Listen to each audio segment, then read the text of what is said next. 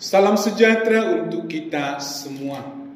Hari ini Senin 31 Maret 2025. Hari biasa pekan keempat masa puasa. Kita akan merenungkan Yohanes 4 ayat 43 sampai 54. Setelah 2 hari Yesus berangkat dari sana ke Galilea. Sebab Yesus sendiri telah bersaksi bahwa seorang nabi tidak dihormati di kampung halamannya sendiri. Setelah ia tiba di Galilea, orang-orang Galilea pun menyambut dia, karena mereka telah melihat segala sesuatu yang dikerjakannya di Yerusalem pada pesta itu, sebab mereka sendiri pun turut ke pesta itu. Kemudian Yesus kembali lagi ke Kana di Galilea, di mana ia membuat air menjadi anggur. Di Kapernaum ada seorang pegawai istana, anak laki-lakinya sedang sakit.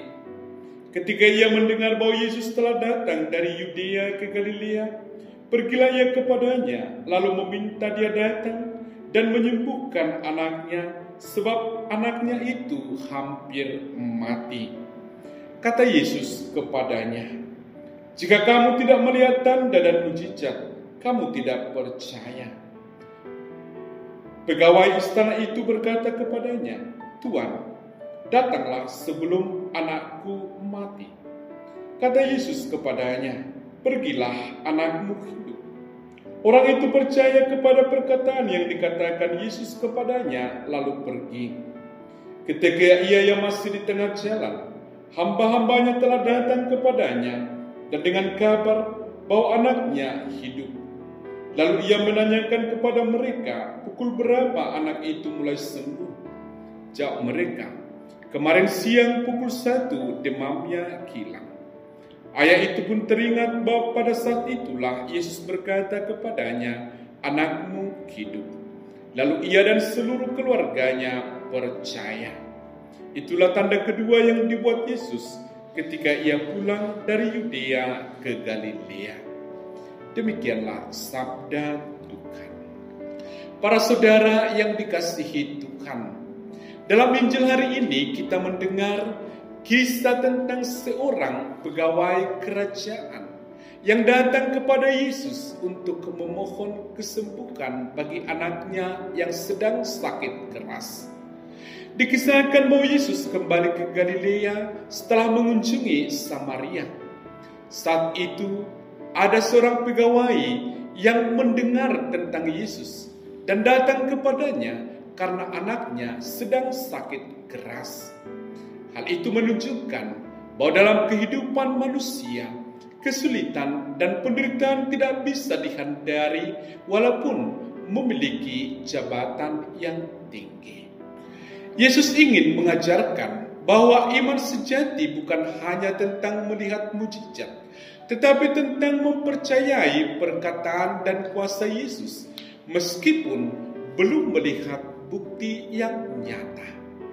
Dan menariknya adalah pegawai itu tidak terpengaruh oleh kata-kata Yesus yang keras, tetapi ia terus memohon agar Yesus datang dan menyembuhkan anaknya. Terlihat bahwa iman yang sejati bukan hanya percaya ketika sesuatunya berjalan lancar, tetapi juga percaya bahwa Tuhan bekerja meskipun kita tidak melihat langsung pertolongannya. Itulah yang ditunjukkan oleh pegawai itu. Tentu kita tahu bahwa Yesus pasti bisa melakukan apa yang diminta kepadanya dan perkataannya selalu digenapi. Ketika pegawai itu kembali ke rumah, ia mendapati bahwa anaknya telah sembuh. Pada jam yang sama ketika Yesus berkata, "Anakmu hidup." Inilah hasil dari percaya akan sabda Tuhan, bahkan sebelum melihat tanda atau mujizat yang terjadi. Iman sang pegawai bukan hanya menyelamatkan anaknya, tetapi juga menyelamatkan dirinya sendiri, karena ia akhirnya percaya bahwa Yesus adalah Tuhan dan Juru Selamat. Para saudara yang terkasih, kisah ini mengajarkan kita bahwa iman yang sejati memiliki kuasa untuk mengubah hidup ini. Kisah ini bukan hanya tentang mujizat, tetapi lebih dari itu, tentang iman yang menyelamatkan. Di tengah dunia yang penuh dengan kesulitan dan tantangan, bagaimana kita dapat menemukan harapan dan kekuatan dalam iman kita kepada Tuhan? Ketika menghadapi masalah atau kesulitan, lewat kisah ini kita diajarkan untuk datang kepada Yesus dengan iman kita. Tidak ada masalah yang terlalu besar bagi Tuhan. Meskipun kita tidak selalu melihat perubahan langsung, kita dipanggil untuk tetap percaya pada kuasa firman Allah. Iman yang sejati tidak tergantung pada apa yang terlihat, tetapi pada siapa Tuhan itu. Yang paling penting adalah iman yang benar akan mengubah hidup kita ini.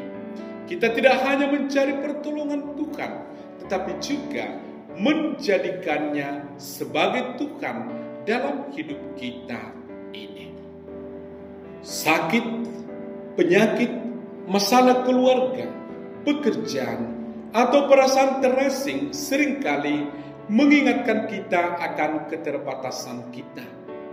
Namun yang menarik dalam bagian ini adalah tindakan pegawai itu. Meskipun ia seorang pejabat tinggi, ia tidak ragu untuk mencari pertolongan kepada Yesus. Ia menyadari bahwa hanya Yesus yang bisa memberikan jalan bagi kesembuhan anaknya.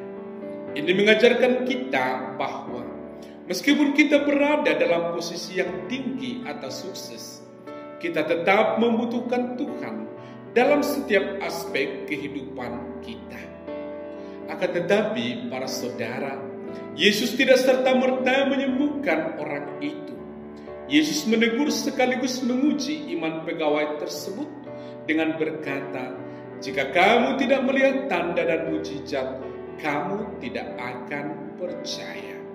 Maka, para saudara dan saudari yang terkasih, marilah kita berjuang selalu memperbaharui hidup iman kita hari ini dan percaya bahwa Yesus sanggup melakukan lebih dari apa yang kita minta dan pikirkan.